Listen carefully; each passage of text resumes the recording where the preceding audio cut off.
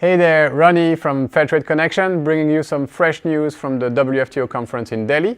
This is the second part of Nicolette Naumann's interview. Nicolette Naumann is the vice president of Ambiente, the fair, the trade fair in Germany.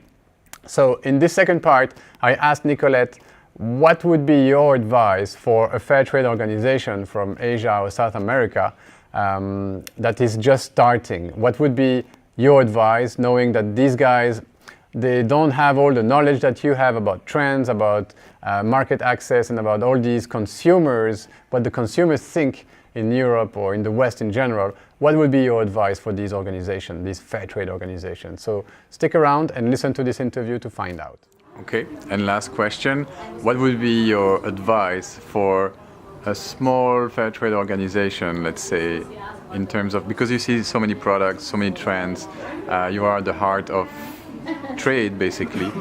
What would be your advice for a fair trade organization from South America, let's say, or Africa and so on? I have to say, I would give exactly the same advice I would give to an upcoming new company in any kind of business.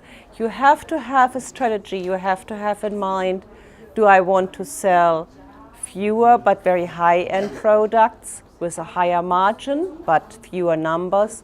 Do I want to catch up with mainstream markets? Do I want to be a fair trade supplier to major department stores, trading companies, whatever? And then once you have taken this core decision, you have to take every step accordingly. If you decide to do more upscale products you sell in smaller quantities, you have to put an extra emphasis on design.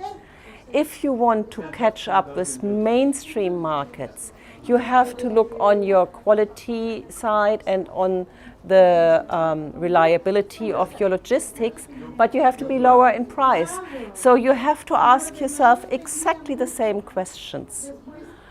Anybody has to ask oneself opening a business. All right.